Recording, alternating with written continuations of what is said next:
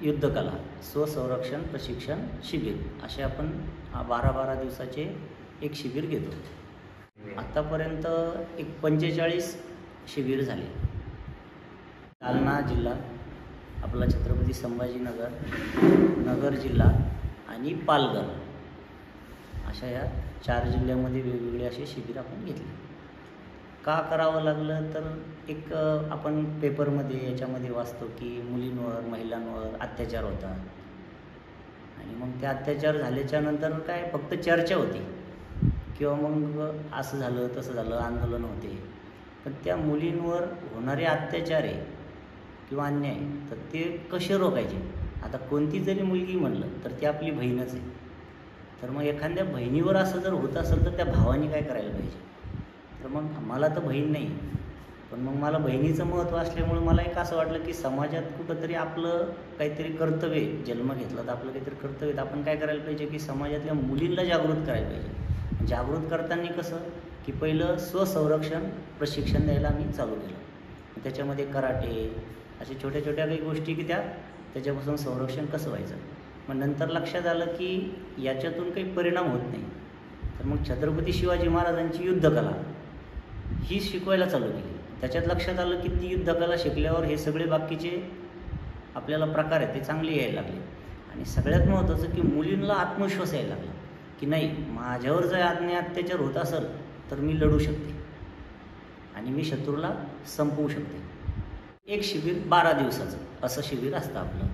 12 दिवसामध्ये पूर्ण शिकणं होतं। त्याच्यात सकाळी 2 तास आणि संध्याकाळी 2 तास। तर सकाळी आपण काय करतो की ग्रामीण भागामध्ये असलं तर थोडं लवकर बोलतो, 4:30 ते किंवा मग 5ला बोलवतो, 5 ते 7 आणि सायंकाळी 5 ते 7 शाळा मधल्या वेळेत असती।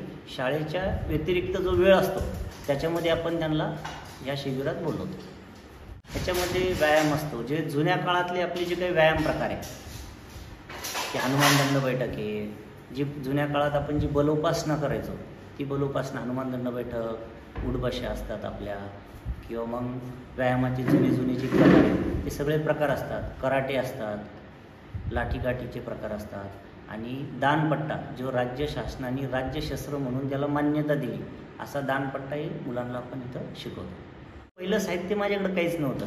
एक 5-6 काठ्या होत्या, 5-6 दंड होते, 5-6 काठ्या आणि 5-6 दंड होते फक्त आपल्याकडं।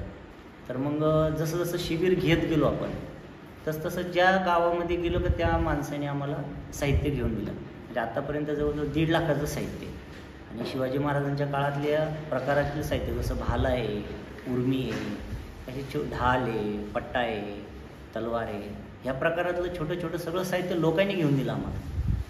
पाश, चक्रपाश म्हणजे पूर्वीच्या काळी काही शत्रू सैन्यामध्ये जर तुम्ही शूरवीर असाल आणि त्या शूरवीर सैनिकाला किंवा शत्रूला आपल्याला जर अडकवायचं असेल, म्हणजे त्याला हरवायचं असेल आणि जवळ जाताना तो जर आपल्याला मारत असेल तर त्याला अडकवण्याचं हे पाश आहे। त्याला फिरवतात त्या पद्धतीने,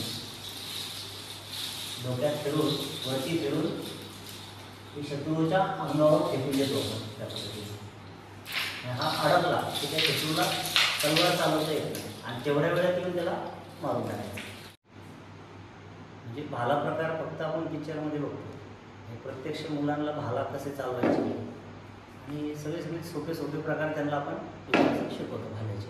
भाला युद्ध म्हणून जे असतं, जसं भाल्याची एक सैनिक असायचे भालेकरी, त्याच्यातला प्रकार भाला।